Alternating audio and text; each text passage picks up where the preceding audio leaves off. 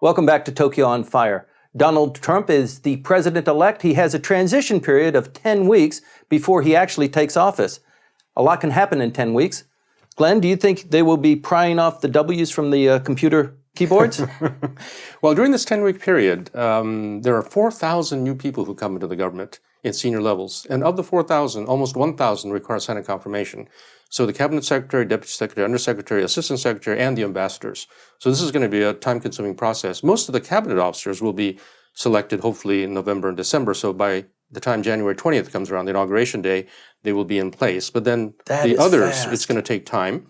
And I think especially, if it had been a Hillary Clinton administration, because it would be from a Democratic to Democratic administration, also since Hillary Clinton spent 4 years as state secretary in the first Obama administration, I think it would have been a smooth transition. And also because she's experienced in 1992-93 the transition of her husband taking over from a Republican administration. But this time, because it is from a Democratic to Republican administration, and even the Republican administration isn't quite the mainstream Republican administration, and it's someone who's coming in from the outside, with a lot of his people probably also coming in from the outside, from the business community, for instance, I think it'll be quite a tumultuous period. Mm-hmm. I think it'll take time, and I think it will be... There'll be lots of speculation, lots of ups and downs, and I think probably it'll take until spring or maybe summer for the senior positions to be filled. What was the transition period from the last time there was a Republican president to a Democratic president for an ambassador to be passed through Senate confirmation? How long did that take? I recently wrote an article about that included this issue, and in the recent past, the earliest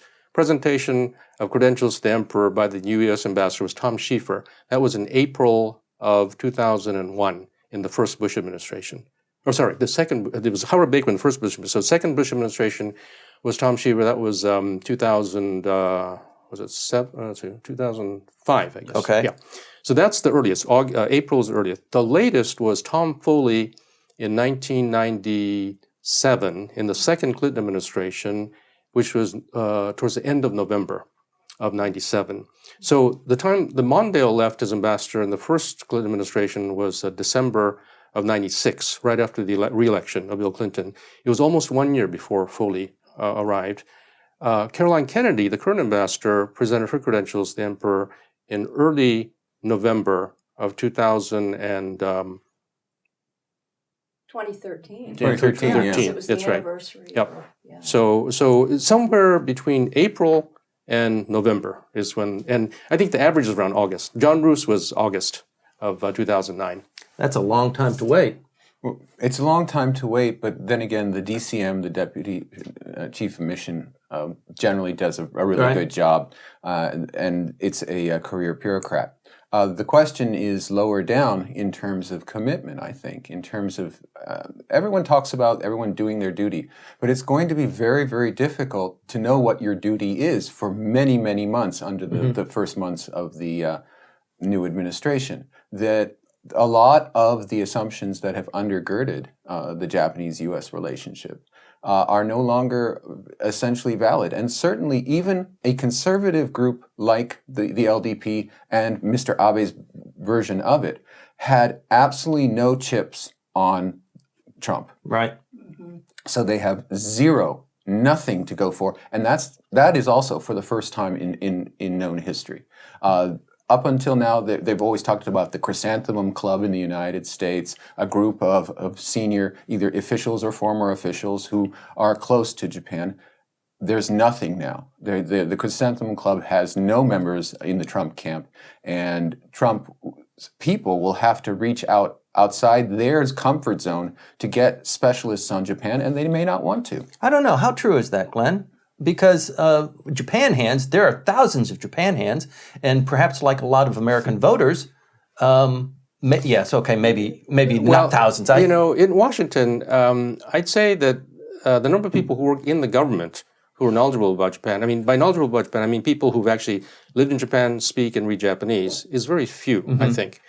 If you think about the think tank community and university community, there are quite a few people with that background, but as Michael said, I'm not aware that any of those people had anything to do with Donald Trump's group is supporting him in the campaign. In fact, there are several people, prominent people, who publicly distanced themselves, saying that they couldn't support Trump or that they would support Hillary Clinton. So I think Michael is right in saying that there are few, if any, people with deep experience and knowledge about Japan who are in the Trump team.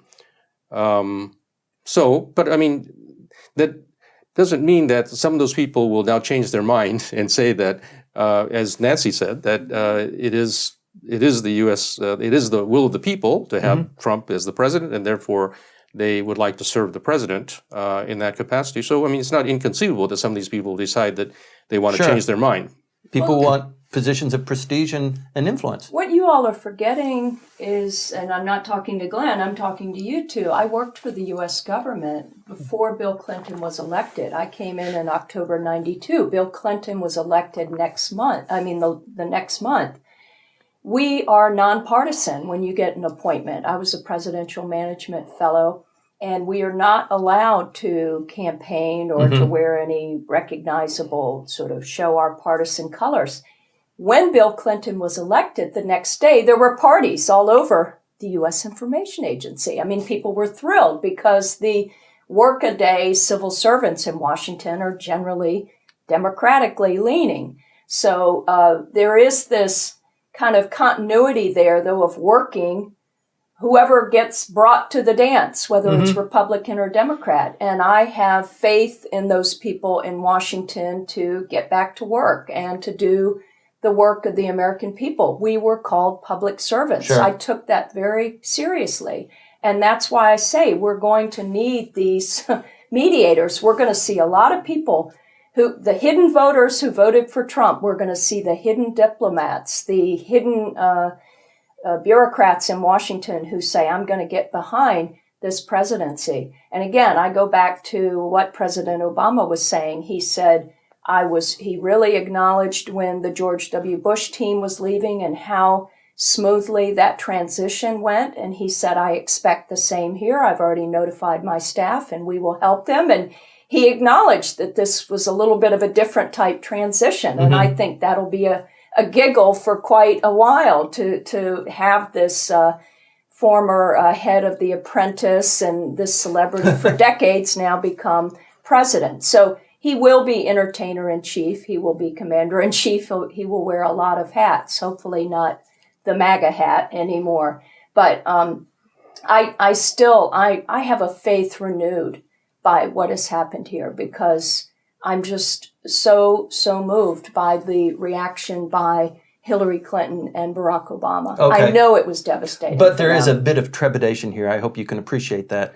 People generally say that the president really doesn't control and can't manage too much. I mean, his influence over the entire panoply of what a president is supposed to do and how he moves the country is relatively small. But the people that he appoints does. And in fact, the Georgetown real estate community depends on this transition of new people coming in. And so at the lower levels, I mean, the Secretary of State, not a lower level, the Secretary of State and the ambassador for the post here in Tokyo, I think it carries tremendous weight. And yeah, there is cause for concern. Well, there's always been, with every administration, Japanese newspapers immediately start speculating who's going to be the new ambassador and will there be enough Japan hands in the staff at the State Department and in the policy-making body at the DOD, at the Defense Department. And generally, Japan has been very happy that these various groups or persons that they've been supporting for many, many years are recruited into the government. That isn't available to Japan now. And the government of Japan is walking into the darkness here. It has never had an administration where it did not, coming in, where it had nobody in the inbox, that it had no friends in what could be an administration. That it's completely in the dark, and Japan has invested a tremendous amount. You came here on an Abe Fellowship.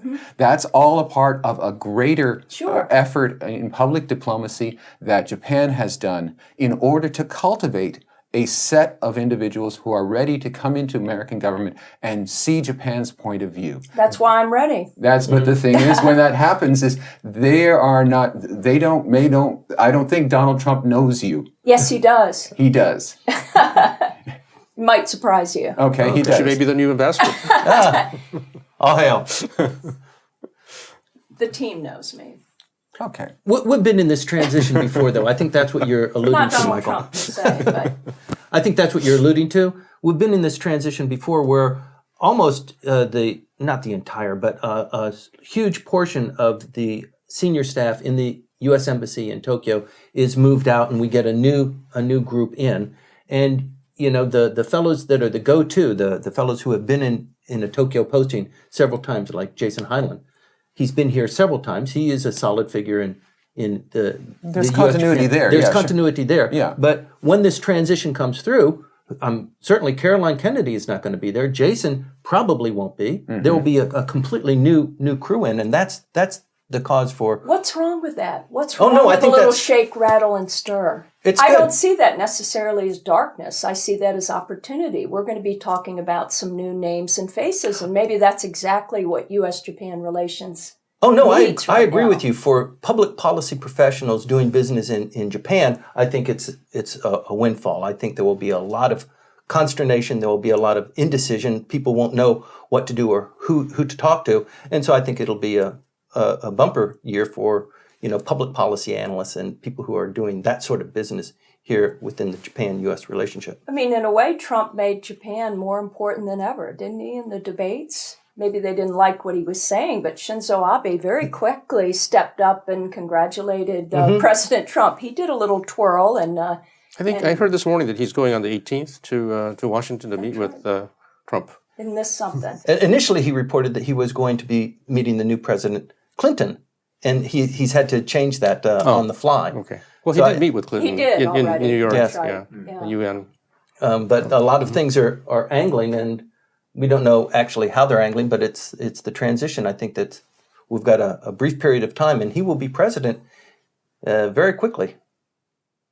One positive way to look at it is that, maybe actually Shinzo Abe and Donald Trump may actually get along pretty well. I mean, there's, they both like Putin, for instance. Sure. And there's, there may be some commonalities A there. little romance, maybe. Well, you never know. 10 weeks transition for Donald Trump to get his team together. We're very curious about what that will look like. Please stay tuned. We will report to you as it comes available to us.